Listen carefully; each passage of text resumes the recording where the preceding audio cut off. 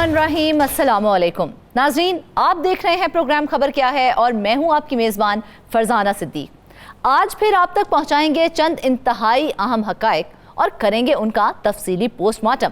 हमारे साथ मौजूद हैं bureau chief Peshawar Mumtaz Bangash, incharge investigation south Mansoor Mugheeri और लाहौर स्टूडियो से हमें ज्वाइन किया है नवाज संगरा ने। नाज़रीन, आज सबसे पहले नज़र डालेंगे खैबर पख्तूनख्वा में एक अहम मसले पर, और वो है खैबर पख्तूनख्वा के दिही इलाकों में तालीम की ज़ुबूहाली। सूबे में कहीं तो दहशतगर्दों के हाथों स्कूल्स उड़ा दिए गए हैं, तो कहीं दरसगाहें कुदरती आफात की नज़र हो चुकी हैं, लेकिन बरसों बाद भी उन्हें बहाल नहीं किया जा सका। खुले आसमान तले पड़ते नौनिहाल मौसम का सर्द गर्म झेलने पर मजबूर हैं, जबकि मुस्तकबिल के 2.5 करोड़ मेमार तालीम से कोसों दूर हैं। मखदूश इमारतें और उसातिज़ा की कमी भी ढकी छुपी बात नहीं रही है। कबायली इज़ला में शरह ख्वानदगी सिर्फ 7.8% रह गई है। इसी पर बात करने के लिए हमारे साथ मौजूद हैं मुमताज़ बंगिश। जी मुमताज़, सबसे पहले खबर बताइएगा कि तफसील क्या है इस खबर की। जी बिल्कुल, दरअसल इस वक्त खैबर पख्तूनख्वा में जो लड़कियों के स्कूल हैं वो निशाने पर हैं। विफाक ने भी इसमें तशवीश का इजहार किया है और सूबे को एक ख़त लिखा है कि खैबर पख्तूनख्वा में चूँकि मुख्तलिफ इलाकों में स्कूल उड़ाए जा रहे हैं, खुसूसन वज़ीरिस्तान का हवाला दिया गया है, तो इस सिलसिले में विफाक ने न सिर्फ सूबे को अपनी सपोर्ट का कहा है, बल्कि ये भी कहा है कि इन स्कूलों में जो वज़ीरिस्तान में गुज़श्ता दिनों एक माह में तकरीबन 4 स्कूल उड़ाए गए, तो उसकी फौरी तौर पर तमीर नौ की जाए और वहाँ जो सिक्योरिटी की सूरत हाल है वो मुश्तरका अमल तय करने के लिए विफाक ने सूबे के साथ इत्तेफाक किया है और उनको पेशकश की है कि उनकी खिदमात जो हैं वो सूबे के लिए हाजिर हैं।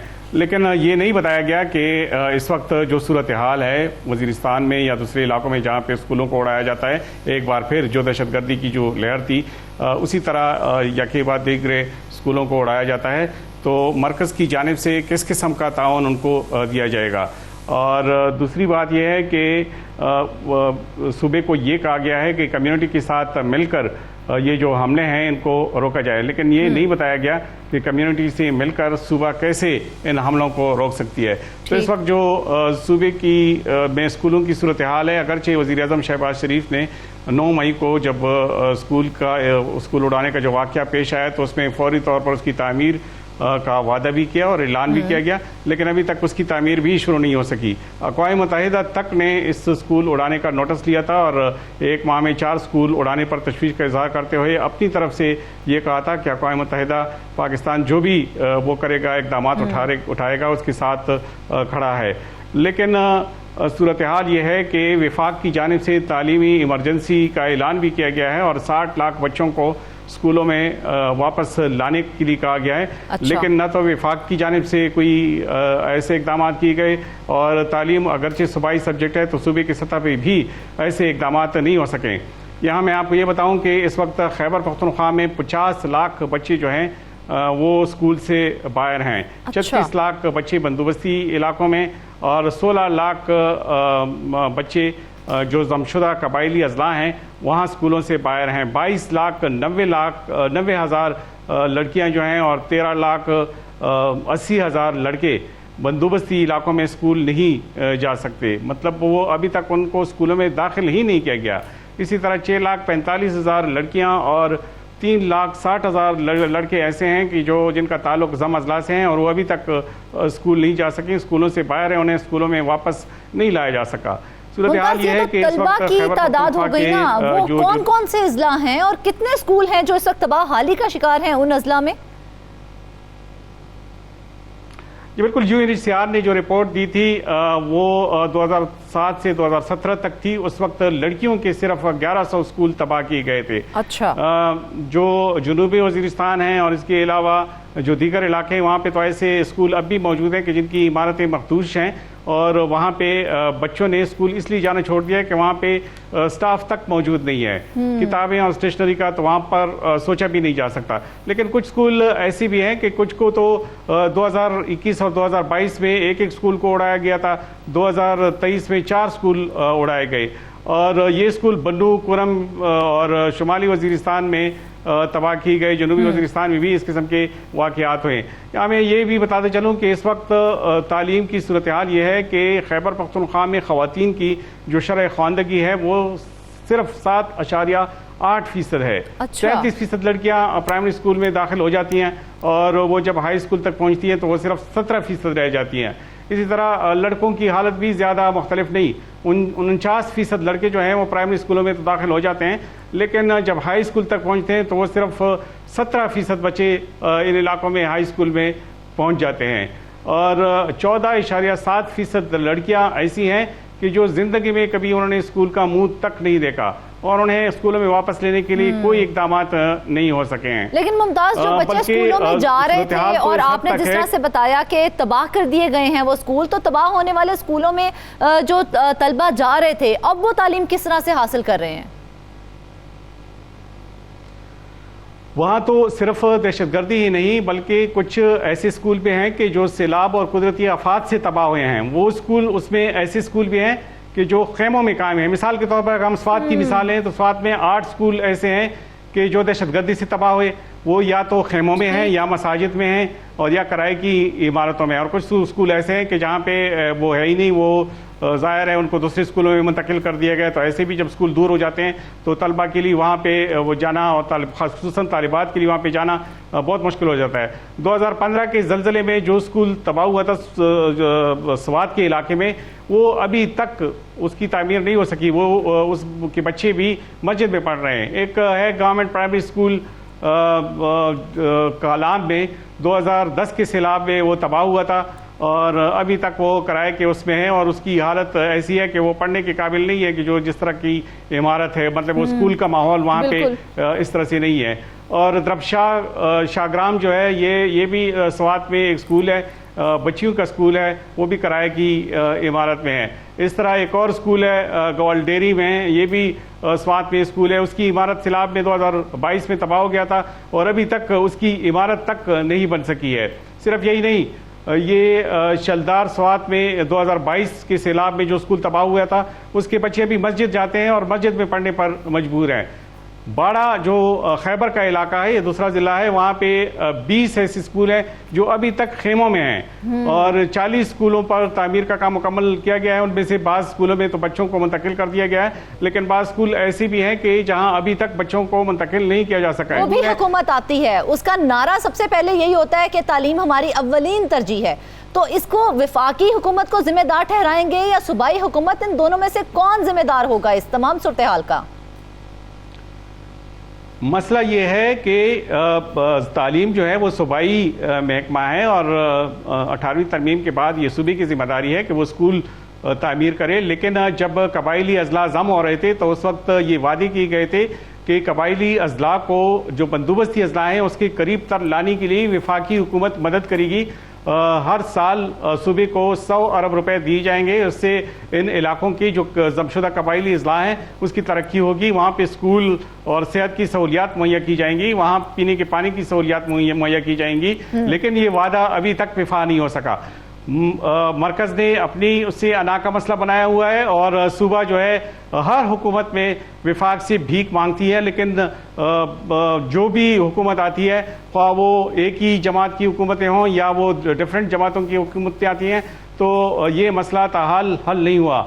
और विफाक इसलिए भी, उसकी भी जिम्मेदारी इसलिए भी बनती है कि जब ये अजला विफाक के ज़ेर इंतज़ाम थे तो जब ये जम हो रहे थे तो उस वक्त ये वादा किया गया था कि इन अजला को बंदोबस्ती अजला के करीब तर लाने के लिए विफाक मदद करेगा। लेकिन वो मदद के वादे जो है वो कहाँ गए? और फिर जब ये धमाकों में स्कूल उड़ा दिया जाता है और फौरी तौर पर एक वज़ीर आज़म की जानिब से ये ऐलान किया जाता है कि इसकी फौरी तामीर हो और उस पर अभी तक काम ही शुरू ना हो, तो इससे ज़्यादा तशवीश की बात और क्या हो सकती है? तो मुमताज़, वज़ीर आज़म की जानिब से जिस तरह आपने कहा कि ऐलानात किए गए थे, उसके बावजूद अभी तक कोई इकदाम क्यों नहीं उठाया गया? क्या मौक़िफ़ इख्तियार किया जा रहा है?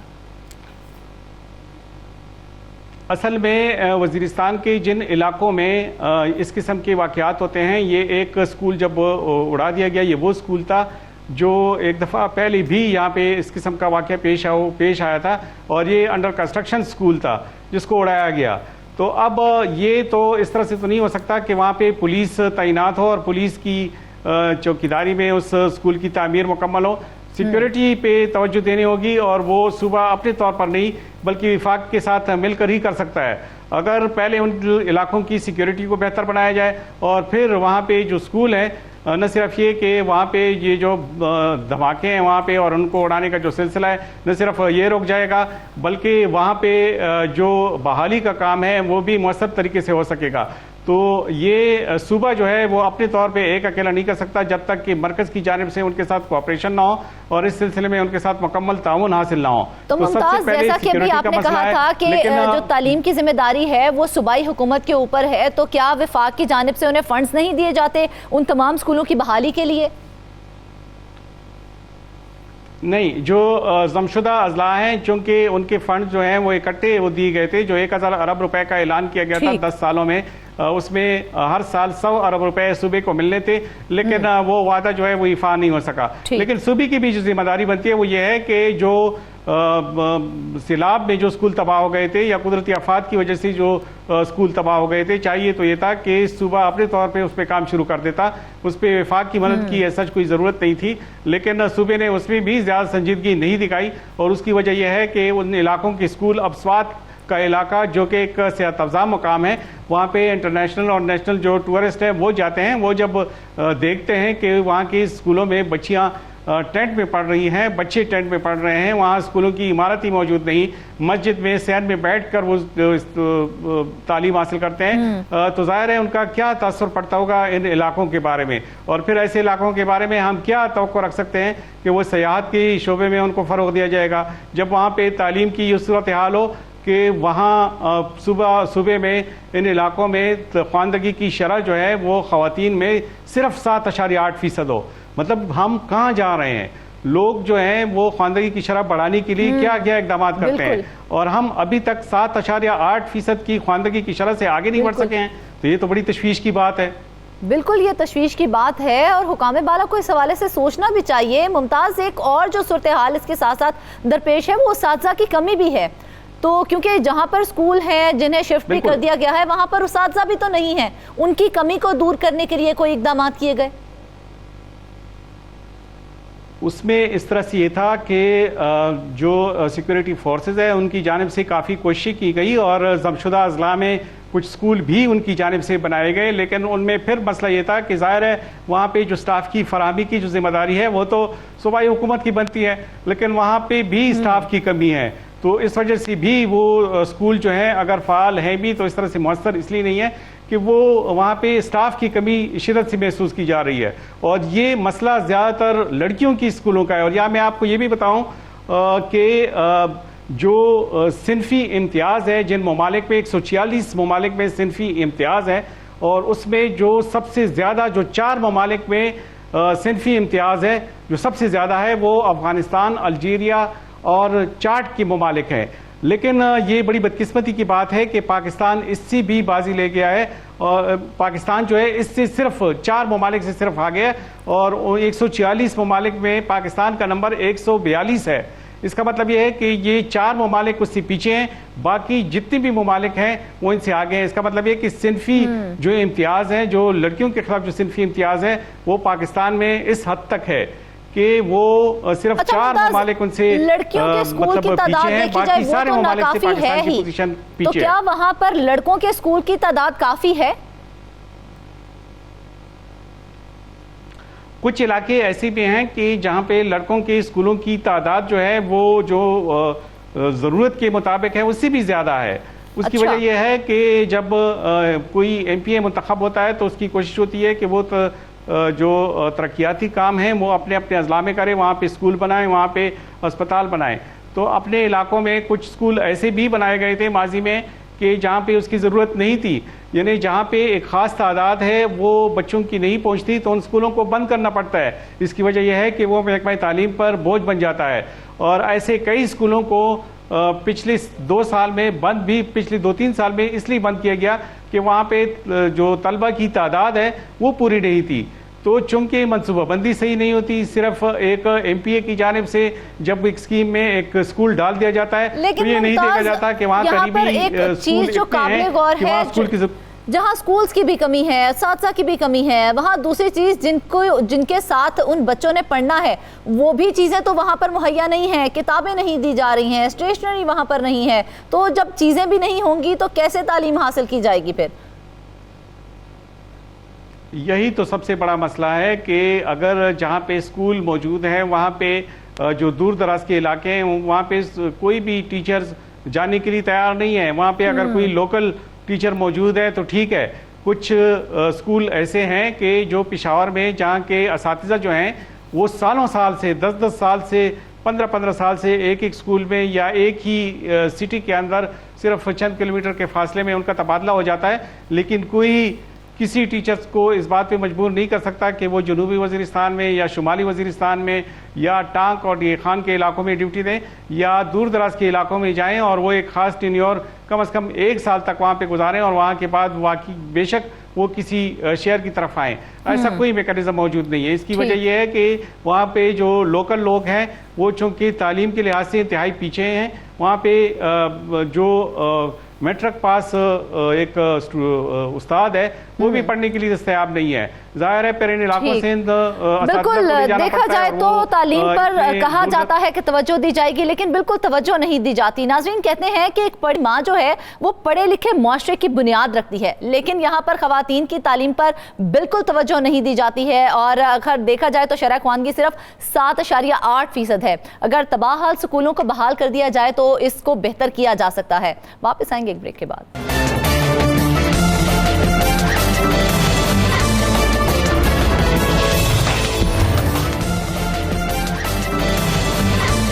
वेलकम बैक नाजरीन। अब बात करते हैं सिंध की। जिन्होंने नहरों में पानी बहाना था वो खुद करप्शन की गंगा में नहा रहे हैं। बात हो रही है महकमा आबपाशी सिंध की, जिनकी करप्शन जरखेज जमीनों को बंजर बना रही है। हर साल अरबों के फंड्स हड़प कर लिए जाते हैं। नाजरीन, इस साल भी बजट में 18 अरब रुपए रखे गए हैं। मकसद खराब ट्यूबवेल्स की मरम्मत और सोलर की तंसीब है, लेकिन माजी के झरोकों में देखें तो मुस्तकबिल का हाल वाज़े है। इसी पर बात करने के लिए हमारे साथ मौजूद हैं मंसूर गिरी। जी मगवीरी साहब, बताइए, ये खराब ट्यूबवेल्स की मरम्मत के लिए फंड्स जारी होते रहे हैं, कहीं काम होता नजर भी आ रहा है? मिस फरजाना, मैं थोड़ा इरिगेशन पे अपने नाज़रीन को बताना चाह रहा हूँ ताकि वो अपडेट हों। सिंध में जो इरिगेशन का सिस्टम है वो दरिया सिंध पे है। अंग्रेज़ों ने जब 1843 को सिंध फतह किया था तो उसके 6 साल के बाद 1849 में उन्होंने कैनाल डिपार्टमेंट के नाम पे एक डिपार्टमेंट कायम किया। अच्छा। जिस पे उन्होंने इरिगेशन का निज़ाम जो है वो शुरू किया।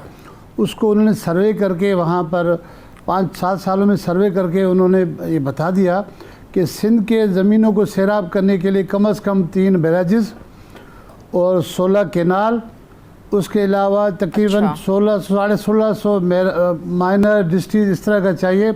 उसके अलावा कोई 45,000 के करीब वाटर कोर्सेज चाहिए ताकि सिंध की कोई 60-70 लाख एकड़ ज़मीन को आबाद किया जा सकता है। उसको बेस बना के आज तक जितना भी काम हो रहा है उसी पे हो रहा है। लेकिन बदकिस्मती से ये मैं कहूँगा कि अंग्रेज़ों के ज़माने में ना तो इतनी टेक्नोलॉजी थी, ना इतने वसाइल थे, ना इतने फ़ंड्स थे, लेकिन फिर भी उन्होंने बहुत बड़ा काम किया सिंध के लिए। सिंध के लोग, पाकिस्तान के लोग उनके ममनू मशकूर हैं कि उन्होंने 3 बड़े बैराजेस और 16 कैनाल, 1650 माइनर डिस्ट्रिक्ट और 45,000 वाटर कोर्सेज का जाल बिछा दिया। उसको छोड़ के अभी अगर हम इस 16-17 सालों में सिंध हुकूमत की बात करें तो हर साल 40-50 अरब रुपए इनके डेवलपमेंट पे रखे जाते हैं, इरिगेशन के 40-50 अरब डेवलपमेंट पे। उसके बाद फिर 40-45-30-35 लाइनिंग ऑफ कैनाल की लाइनिंगों के नाम पे अलग से एक पोर्टफोलियो कायम किया गया है ताकि इरिगेशन का जो हजम है वो ज़्यादा ना लगे। ये एक चालाकी की गई है ताकि लोगों की नज़रें न पड़े। लेकिन अल्लाह माफ़ करे, जितनी बदहाली और करप्शन इरिगेशन में हुई है सिंध की तारीख में कभी नहीं हुई है। आप भूल जाएं कि पानी की तरह पैसे को बहाया गया है। अब हम आज एक कंपोनेंट पे बात कर रहे हैं, ट्यूबवेल्स पर। आइंदा मैं मुख्तलिफ कंपोनेंट्स जो एग्रीकल्चर के उस पर भी सारी इरिगेशन आऊँगा, लेकिन आज जो है उस पर मैं बताना चाह रहा हूँ जो ट्यूबवेल्स हैं, ये 2024-25 का बजट बुक है। आपने जो फिगर बताया ना 18.5 अरब रुपए रखे गए ट्यूबवेल्स के लिए, बिल्कुल ये गुज़िश्ता साल जो इस साल ख़त्म हो गया है तकरीबन, उसमें रखे गए थे 18.5 अरब रुपए हाँ। इरिगेशन के ट्यूबवेल्स के लिए। तो उसको बढ़ा के अभी रखा गया 31 अरब और 19 करोड़ रुपए, जबकि इरिगेशन का टोटल जो बजट है उसका हजम है 95 अरब 33 करोड़, जबकि लाइनिंग ऑफ बजट के लिए 10 अरब और है। अच्छा। और इसके रेगुलर अगर बजट की बात करें जहाँ पर मुलाजमीन की तनख्वाहें तो तकरीबन 50 से 60 अरब वो भी बनते हैं, तो मजमूई तरह अगर देखेंगे तो 200 अरब रुपए के करीब इरिगेशन का बजट जा रहा है इस साल। लेकिन हद ये है कि इरिगेशन में जितनी तबाही हुई है आप भूल जाएंगे। तो तबाही मैं कहूँ छोटा लफ्ज़ है। आते हैं इस पर ट्यूबवेल्स पर। स्कार्प के ट्यूबवेल 1980 में बनाए गए थे फेडरल गवर्नमेंट के तावन से। वर्ल्ड बैंक का ये प्रोजेक्ट था कि सिंध के ज़मीनों को सेम और थूर से बचाया जाए। वो ट्यूबवेल लगे, वो ट्यूबवेल अभी तक रिकॉर्ड में चल रहे हैं, लेकिन हकीकत ये है कुछ 4000 से ज़्यादा ये ट्यूबवेल जो हैं वो उसमें 70 से 80% नाकारा हैं। लेकिन अभी भी 70-80% उन ट्यूबवेलों पे बजट जा रहा है, उनकी मेंटेनेंस भी हो रही है, उनके बिजली के बिल दिखाए जाते हैं। अभी मैं आपको अब नाज़रीन को दिखाएंगे कि इस साल के लिए कोई 4 अरब 33 करोड़ रुपए उनके मेंटेनेंस और जो मुलाजमीन दिखाए गए उनकी तनख्वाहों पे उस ट्यूबवेल के जो 80 सैकड़ों नाकारा हैं। अभी आते हैं इसके और चीज़ पर कि 2022 में बहुत बड़ा सैलाब आया। कराची को छोड़ दें, हैदराबाद सिटी को छोड़ दें, हैदराबाद रूरल मिला के सिंध के जो 23 अजला हैं, 23 अजला में जो तबाही आई, पूरा सिंध डूब गया। अभी सिंध गवर्नमेंट 21 लाख घरों की तमीर कर रही है। उनके डुबोने में इरिगेशन के ट्यूबवेल्स का बहुत बड़ा हाथ है, क्योंकि एक्सपर्ट ने शदीद तनकीद की कि ट्यूबवेल ख़राब थे आपके। जब आपको पता था कि ये सैलाब आ रहे हैं तो आपको ट्यूबवेल बनाने चाहिए थे, फंक्शनल करने चाहिए थे। लेकिन मुगीरी साहब एक वक्त था जब हम ये सुनते थे कि पाकिस्तान का जो इरिगेशन का निज़ाम है वो बहुत अच्छा तरतीब दिया गया है, जो केनाल सिस्टम बनाया गया है वो बहुत अच्छा है, तो फिर क्या वजह हुई कि अब ये तबाही की तरफ जा रहा है?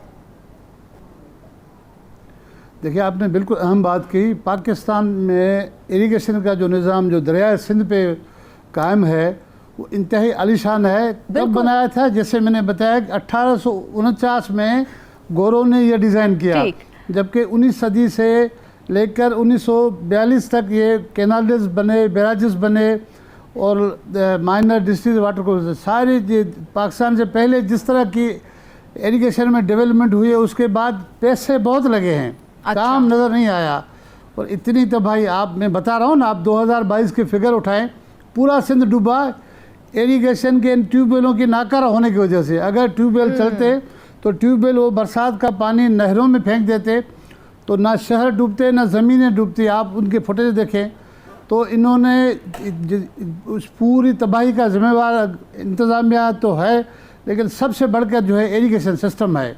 लेकिन मुगीरी साहब, ये लाइनिंग ऑफ कैनाल क्या चीज़ है? जब हमारा इरिगेशन का निज़ाम ऑलरेडी बहुत अच्छा था और ट्यूबवेल्स ना चलने की वजह से ये तमाम मामला सामने आ रहे हैं, तो फिर लाइनिंग ऑफ कैनाल की ज़रूरत क्यों महसूस हुई? उसे क्यों बनाया जा रहा है?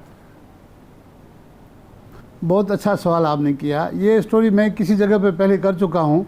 ठीक। इन्होंने एक बिल्डर को, सिंध के एक बहुत बड़े बिल्डर को सरकारी ज़मीनें दी। मैं नाम नहीं ले रहा हूँ, मुनासिब नहीं है। तो नवाब शाह में भी उसके प्रोजेक्ट के कामयाब करने के लिए वहाँ भी 8-10 हज़ार एकड़ ज़मीन दी गई। अब जिस एरिया में ज़मीन दी गई वहाँ से रोहड़ी कैनाल गुजरता है, बहुत बड़ा पानी होता है। तो इन लोगों ने सोचा कि रोहड़ी कैनाल का सीम इतना आएगा, प्रोजेक्ट तो ख़त्म हो जाएगा। उस प्रोजेक्ट के सामने इन्होंने लाइनिंग शुरू की, कैनाल को पक्का करने की कोशिश की। तो रोहड़ी कैनाल निकलता है सखर बैराज से। आप हैरान हो जाएंगे इनके दिमाग को देखकर, इनकी नीयतों को देख के। बिल्कुल, दिमागों को नहीं, नीयतों को देख के। इंजीनियरिंग का उसूल इनका इंजीनियरिंग का उसूल यह है कि जब आप किसी चीज़ को बनाते हैं या पक्का करते हैं, या तो स्टार्ट पॉइंट से या एंड पॉइंट से करेंगे। इन्होंने क्या किया कि सखर से नहीं, जो एंड पॉइंट है रोहड़ी कैनाल का आके जाके सांगड़ में और सांगड़ से आगे जाके ख़त्म होता है, वहाँ नहीं किया। नवाब शाह में उस पोर्शन को उनका पक्का किया जहाँ पर उस बिल्डर का प्रोजेक्ट था ताकि सीम का पानी इधर न जाए, तो कोई 8 अरब रुपये रखे। तो उस पर मैंने एक बड़ी स्टोरी की, नेब आया, नेब ने केस बनाया, अफसरान गिरफ्तार हुए, वजीरों पे केस बने। अब ये मजबूर हो गए कि ये तो भांडा खुल गया, क्या करें। बिल्कुल तनकीद, बहुत तनकीद हुई। फिर उन्होंने क्या उस पर उन्होंने रहम आया कि अपने इसको जुल्म को, इसके पैसों को बचाने के लिए क्या करें। इन्होंने एक और सेक्शन बना दिया, लाइनिंग ऑफ कैनाल। तो बस मुंह उठा के मुगीरी साहब क्या फंड्स दे दिए जाते हैं, फंड्स दिए जाते हैं, फंड्स हड़प कर लिए जाते हैं, काम होता नहीं है, कोई पूछता क्यों नहीं है?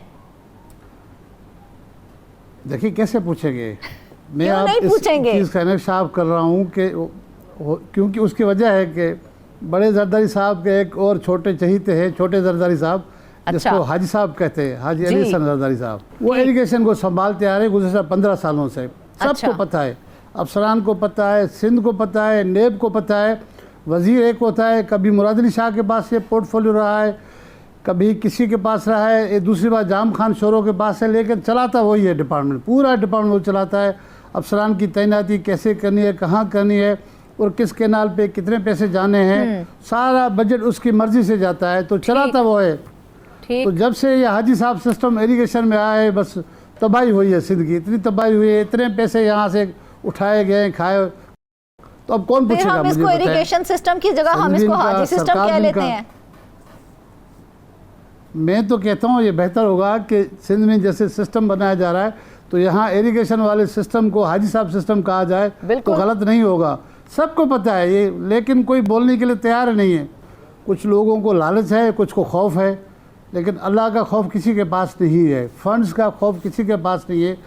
इतने छोटे से सूबे में इतनी बजट मिली है, आप कम से कम अगर 40-50% खाएं तभी 50% की रकम इतनी ज़्यादा है बिल्कुल कि पूरा सूबा जो इरिगेशन का, मैं कहता हूँ अंग्रेज़ों से ज़्यादा अच्छा ये सिस्टम कर जाते।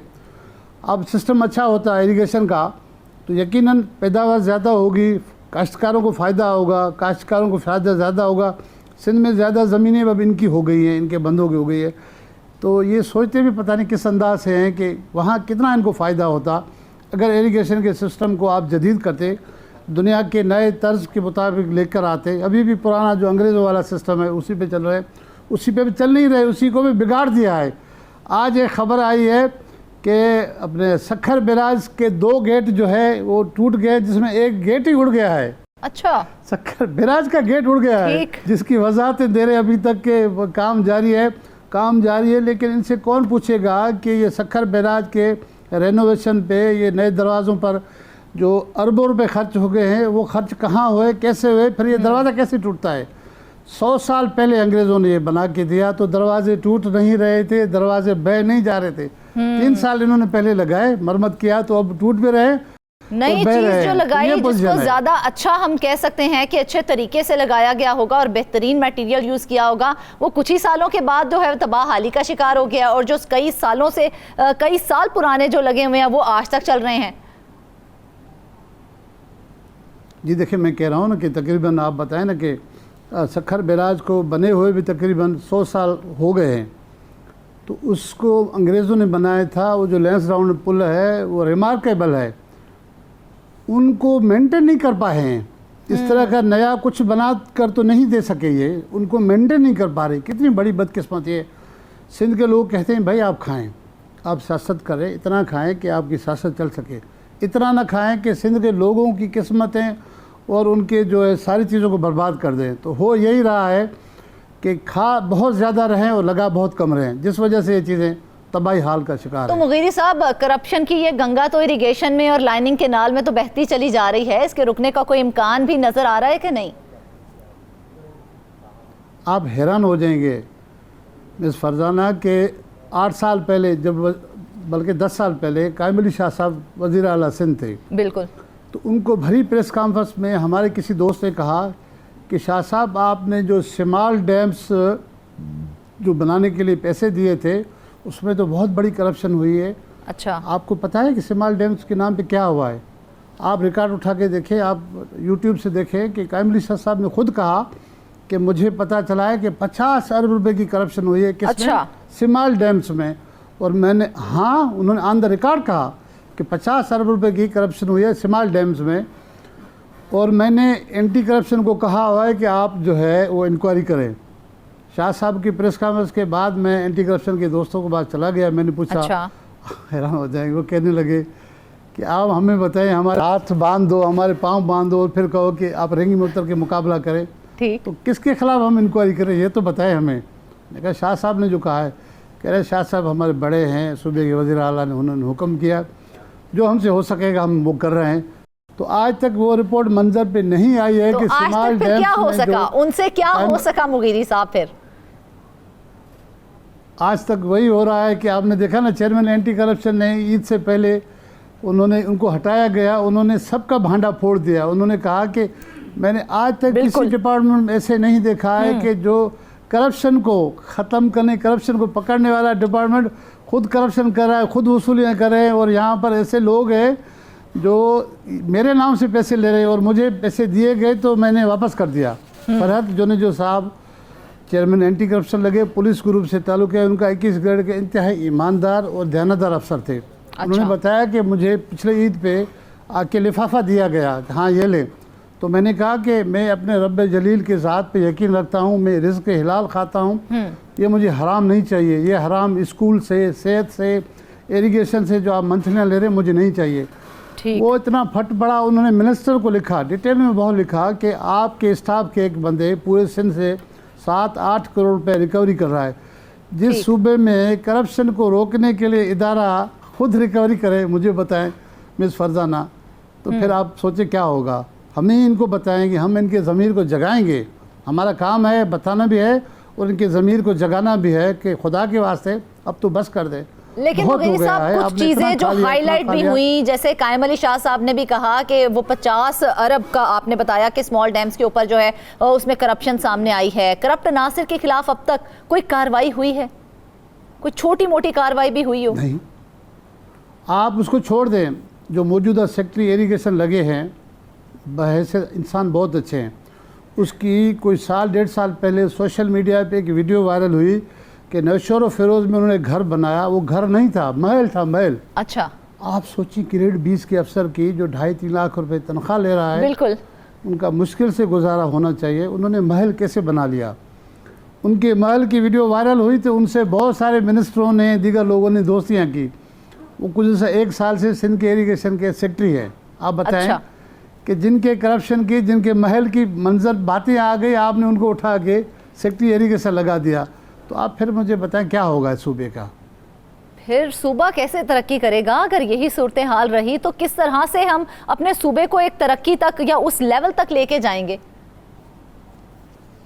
आपको यकीन आएगा, मैं जो बात करने जा रहा हूँ, मुझे एक अफसर ने, ग्रेड 20 के अफसर ने कहा कि मैं खाना काबा में मैंने झोली उठा के दुआ मांगी कि या अल्लाह हमारी जान छुड़ाएं। अब बिल्कुल मुगीरी साहब, देखा जाए तो ये करप्शन की गंगा यूं ही रहेगी, इसको कोई नहीं रोक पाएगा, लेकिन इसको रोकना जरूरी है। हम ऐसे तमाम मामलात को यूं ही हाईलाइट करते रहेंगे जब तक कि उनके खिलाफ कोई कार्रवाई नहीं की जाती है या उसका कोई सद्देबाब नहीं किया जाता है। नाजरीन, अगर पानी ना पहुंचाया गया, ट्यूबवेल्स को ठीक ना किया गया, तो बहुत सी ऐसी जरखेज जमीनें हैं जो बंजर हो जाएंगी। वापिस आएंगे एक ब्रेक के बाद।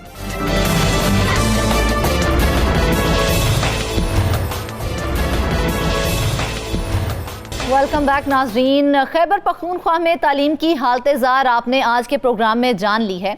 पंजाब में भी सूरत हाल कुछ मुख्तलिफ नहीं है। आज भी 75 लाख से ज़ायद बच्चे स्कूलों से बाहर हैं। सिर्फ लाहौर में ही 6 लाख बच्चे ज़ेवर तालीम से महरूम हैं। हुकूमत पंजाब के दावों के बावजूद ना तो नए स्कूल बन सके हैं, ना ही पहले से मौजूद स्कूलों में सहूलियात फराहम की जा सकी हैं। उस्ताज़ा की कमी भी एक अलग ही कहानी है। सूरत हाल पर बात करने के लिए हमारे साथ मौजूद नवाज संगरा जी। नवाज, सबसे पहले डिटेल शेयर कीजिए हमारे साथ।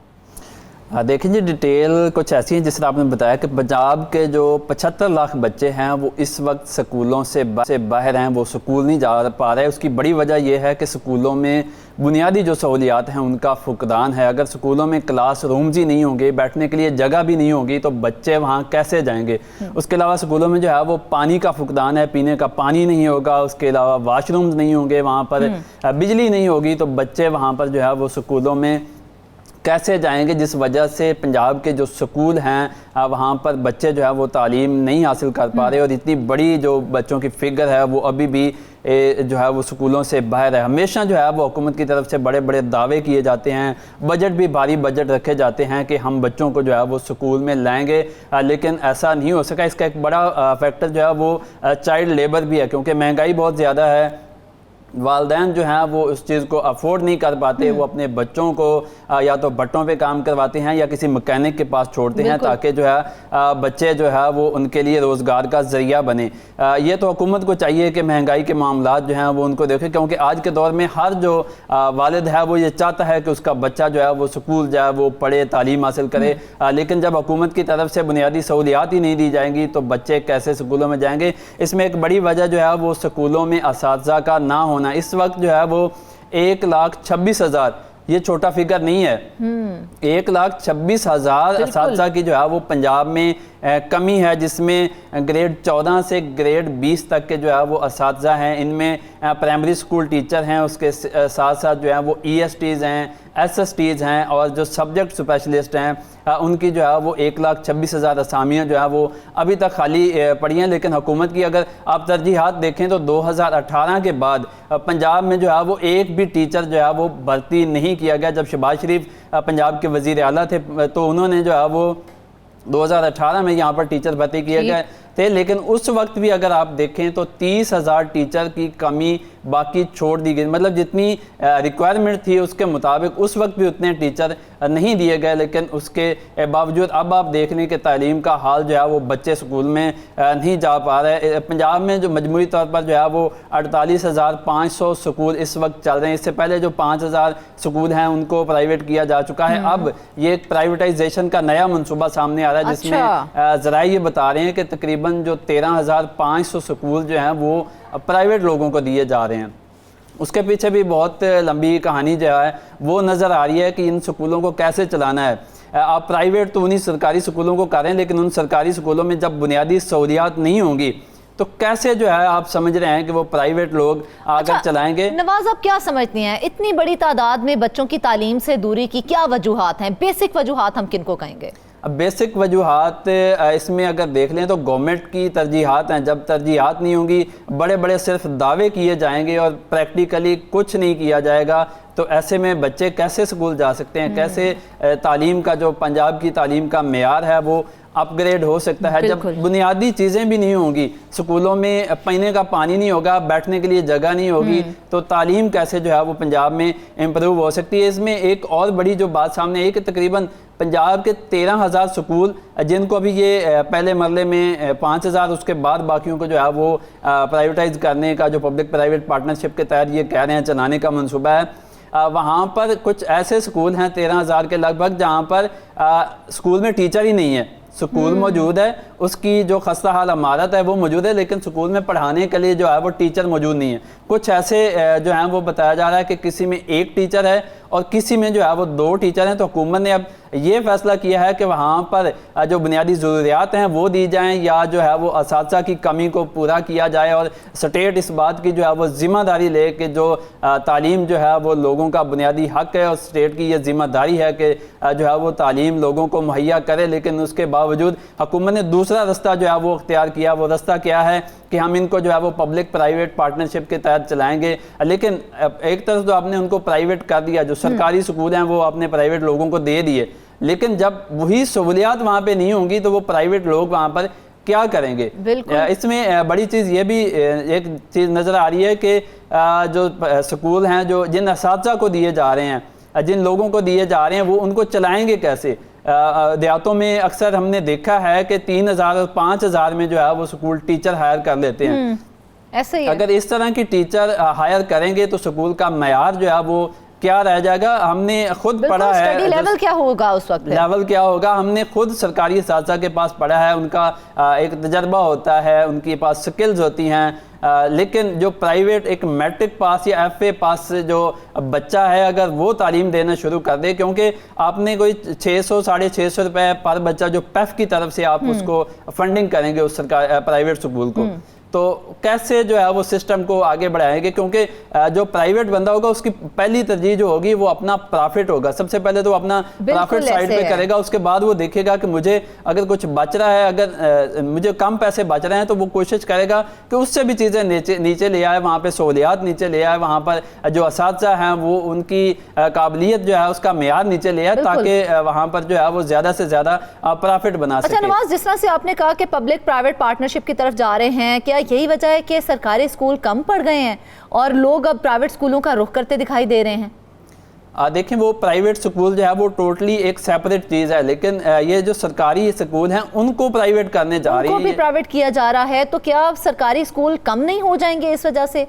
सरकारी स्कूल मज़ीद कम हो जाएंगे, लेकिन उनका ये कहना है कि हम जो पेफ एक इदारा है, पंजाब एजुकेशन फाउंडेशन, उसके ज़रिए हम उन्हीं स्कूलों को जो है वो पर बच्चा 600 650 रुपये जो है वो फंडिंग करेंगे। अच्छा। और इस तरह जो है वो बच्चों को, और ये तवक्को ये की जा रही है कि ऐसे में जो है वो बच्चे जो प्राइवेट लोग जिन लोगों को ये स्कूल देंगे वो ज़्यादा बच्चे लाएंगे। वो कैसे बच्चे लाएंगे, वो तो अपने प्रॉफिट के लिए काम करेंगे, और उससे लग ये रहा है कि तालीम का मेयार जो है वो दिन ब दिन मज़ीद डाउन हो जाएगा। ये थी जो है वो स्कूलों की कहानी। अब हम जाएंगे कॉलेजेस की बात करें तो कॉलेजेस की भी कुछ इसी तरह की स्टोरी है, क्योंकि हम ओवरऑल पंजाब की जो एजुकेशन है, ये हमारा तालीमी निज़ाम, चाहे वो स्कूल का हो, कॉलेजेस का हो, यूनिवर्सिटीज़ का हो, हमने अपने तालीमी मयार को भी बेहतर करना है।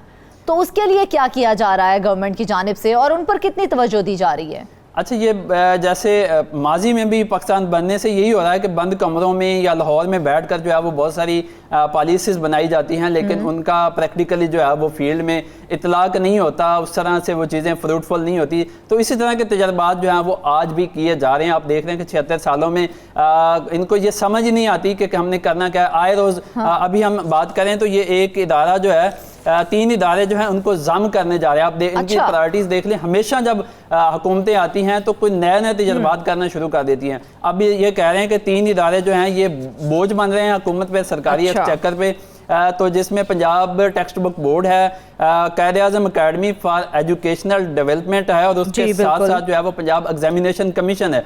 इन तीनों इदारों को जो है ये जम करके एक अथॉरिटी बनाने जा रहे हैं इनके ऊपर। शहबाज शरीफ साहब जब पंजाब के वजीर आला थे तो उन्होंने भी जो है यहाँ पर 56 जो है वो अथॉरिटीज़ बनाई, जिनमें से कुछ बंद हो गई, कुछ जो है वो अभी भी काम कर रही हैं। फिर बुज़दार साहब का टाइम आया, उन्होंने भी कुछ इसी तरह के तजर्बात किए। ये ब्यूरोक्रेसी जो है ये इस तरह के नए नए जो है वो मनसूबे आवाम हुक्मरानों को देती रहती है, लेकिन हुक्मरान जो हैं वो उनके पीछे लग के जब एक आता है तो उसको कुछ और दिखाया जाता है, जब दूसरा आता है तो उसको कुछ और दिखाया जाता है। कभी इदारे बनाए जाते हैं, कभी ख़त्म किए जाते हैं। इसी तरह की एक्सरसाइज जो है वो की जा रही है, लेकिन आज तक पंजाब का जो तालीम का मेयार है वो बेहतर नहीं हो सका। बच्चे जो हैं वो बुनियादी इदारे बनाने से, फिर उनको जम करने से, फिर उनको हटाने से हुकूमत जो है ये सारा कुछ कर रही है, तालीम कितनी इफेक्ट हो रही है इससे? देखिए, तालीम तो आपके सामने है कि तालीम का मेयार जो है वो दिन ब दिन डाउन होता जा रहा है। आप जितने कम्पिटिटिव एग्ज़ाम हैं आप उनकी सूरत हाल देख लें कि 18,000 बच्चे जो हैं वहाँ पे अप्लाई करते हैं और उसमें से 200 या 300 बच्चे जो हैं वो क्वालिफाई कर पाते हैं। इसके अलावा आप मेडिकल की फील्ड देख लें, आप इंजीनियरिंग की फील्ड देख लें। अब पहले जो डॉक्टर्स होते थे, इंजीनियर्स होते थे, बड़ी उनमें स्किल्स होती थी, लेकिन अब आप प्रैक्टिकल लाइफ में जाएं तो स्किल्स जो है उनका फुकदान पाया जा रहा है। फिर बच्चे जो हैं ये मूव करते हैं पाकिस्तान से बाहर के बेहतर जो है वो स्किल्स ले सकें। इसमें भी उनको जो है वो भारी अखराजात का सामना करना पड़ता है। अगर स्किल्स की बात करें तो एक और बड़ी जो है वो ज़बरदस्त बात सामने आई कि पंजाब से जो लोग हायर एजुकेशन हासिल करने के लिए बैरून ममालिक गए हुए हैं उन पर भारी जो है वो अखराजात किए जाते हैं। मैं हायर एजुकेशन डिपार्टमेंट में बैठा था, वहाँ पर डिस्कशन चल रही थी कि एक बंदा जो बाहर जाता है हायर एजुकेशन हासिल करने के लिए, आला तालीम हासिल करने के लिए, सरकारी खर्च पर उस पर 7200 रुपये एक दिन का खर्च आता है।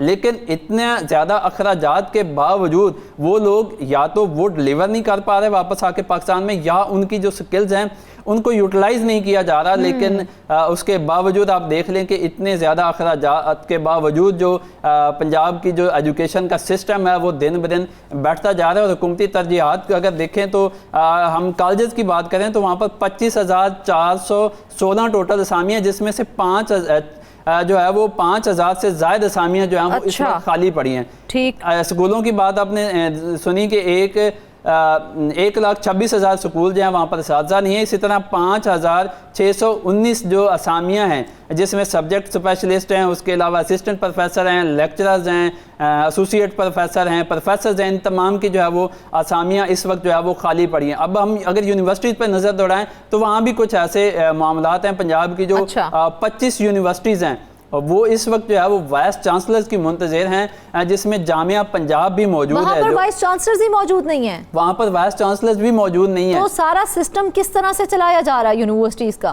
बस जूनियर्स जो हैं उनको नीचे से प्रमोट करके ऊपर लगाया जाता है और एडहॉक बेसिस पे जो है वो सिस्टम चलाया जाता है। आपको पता है कि ये हुक्मरान जो हैं ये हमेशा जूनियर्स को बड़े ओहदे पे लगाते हैं ताकि ये इनकी मनपसंद के मुताबिक जो है वो इनकी मर्जी के मुताबिक काम कर सके। जामिया पंजाब एक पंजाब की जो सबसे बल्कि एशिया में इसका नाम है, उसमें जो है वो वाइस चांसलर नहीं है। इस तरह government college university Lahore Punjab का एक तारीखी इदारा है, वहाँ पर वाइस चांसलर नहीं है। यूईटी लाहौर जो इंजीनियरिंग एंड टेक्नोलॉजी यूनिवर्सिटी है वहाँ पर भी वाइस चांसलर नहीं है। इस तरह आईटी यूनिवर्सिटी जो अल्फा करीम टावर में कायम की गई है वहाँ पर भी वीसी जो है वो नहीं है। Lahore college for women university है, university of home economics Lahore है, यहाँ पर जो है वाइस चांसलर की जो है वो तकर्री के ये तमाम इदारे जो हैं वो मुंतज़िर हैं। इसके अलावा नवाज, अगर गुज़िश्ता थोड़ा सा वक्त हम पहले अगर चले जाएं तो उसमें अगर हम देखें तो पंजाब के जो इदारे हैं, तालीमी इदारे जो हैं वो बहुत अहमियत के हामिल थे और उनकी डिग्रीज़ को रिकॉग्नाइज़ किया जाता था बाहर के मुल्कों में। अब आके जो पंजाब की यूनिवर्सिटीज़ या कॉलेजेस से जो बच्चे डिग्री लेके निकलते हैं उनको अब रिकॉग्नाइज़ भी नहीं किया जा रहा है, यूनिवर्सिटीज़ नहीं करती हैं उसको रिकॉग्नाइज़। तो मतलब हम देखें हमारा तालीमी मयार जो है वो इतना डाउन हो चुका है। बिल्कुल आपने दोस्त कहा कि तालीमी मेयार जो है वो इतना डाउन हो चुका है, जिसमें बड़ी वजह जो है वो गवर्नमेंट की तरजीहात का फुकदान है। जब गवर्नमेंट इन सारी चीज़ों को देखेगी, जो स्कॉलर्स हैं उनको बिठाएगी, जिस चीज़ को वो डिज़र्व करते हैं, जो अच्छी चीज़ डिज़ाइन कर सकते हैं, जब उनको बिठाएगी लेकिन अलमिया ये है कि पाकिस्तान के अंदर जो एजुकेशन का सिस्टम है वो पोलिटिसाइज हो चुका है। जब हर बात में आप सियासत को घुसेड़ देंगे तो चीज़ें कैसे चल सकेंगी। यही हाल जो है वो इस वक्त ये यूनिवर्सिटीज़ के जो मैंने 25 यूनिवर्सिटीज़ का आपके सामने जिक्र किया, इसमें ये नहीं है कि यहाँ पर स्कॉलर्स नहीं है, यहाँ पर जो है एडमिनिस्ट्रेटर नहीं है, सारा कुछ मौजूद है, लेकिन जो पॉलिटिकल इन्वॉल्वमेंट है उसकी वजह से सिस्टम जो है वो नहीं चलाया जा रहा। वहाँ यहाँ पर वाइस चांसलर्स जो हैं वो उनका तकर्रुर नहीं किया जा रहा। इसके साथ साथ अगर हम बोर्ड्स की बात करें, पंजाब के अंदर जो है वो 9 तालीमी बोर्ड्स हैं, क्योंकि हर डिवीजन में एक बोर्ड होता है। अच्छा। तो आपको ये सुनकर हैरानी होगी कि 9 तालीमी बोर्ड में से एक जो रावलपिंडी बोर्ड है वहाँ पर मुस्तकिल चेयरमैन है, बाकी 9 बोर्ड्स में चेयरमैन ही नहीं है। अच्छा। और उन बोर्ड्स को तो जो है सिस्टम कौन चला रहा है फिर? उनका सिस्टम कौन चला रहा है? यहाँ पर सिर्फ हमने जूनियर्स के सर के ऊपर सब कुछ डाल दिया है। अब वहाँ पर जो है वो उनके जो कमिश्नर्स हैं उनको एडिशनल चार्ज दिया गया है और उनके ज़रिए जो है वो बोर्ड्स चलाए जा रहे हैं। आप देख लें कि यहाँ पर पढ़े लिखे लोगों का, यहाँ पर एडमिनिस्ट्रेटर्स का कोई फुकदान नहीं है, लेकिन हुकूमती तरजीहात नहीं है। इसमें कौन सा मुश्किल काम है कि अगर आप बोर्ड का चेयरमैन लगा देते हैं और उसे आपको खुद मुख्तार बनाते हैं कि हमने आपसे कुछ परफॉर्मेंस लेनी है। आप देख लें कि लाहौर, गुजरांवाला, फैसलाबाद, साहिवाल, डीजी खान, मुल्तान और सरगोदा के जो बोर्ड्स हैं वहाँ पर मुस्तकिल चेयरमैन नहीं है। अलबत्ता जो गुजरात है ये भी पंजाब की 10वीं डिवीजन बन चुकी है, लेकिन चूँकि इसको बने अभी 2 साल हुए हैं तो बुनियादी जो है यहाँ पर चीज़ें अभी तक मुकम्मल नहीं की गई, जिस वजह से इसको हम नहीं कहते। लेकिन जो बाकी 9 बोर्ड्स हैं उनमें से 8 के जो है वो चेयरमैन नहीं लगाए गए और कमिश्नर्स के ज़रिए जो है वो निज़ाम चलाया जा रहा है।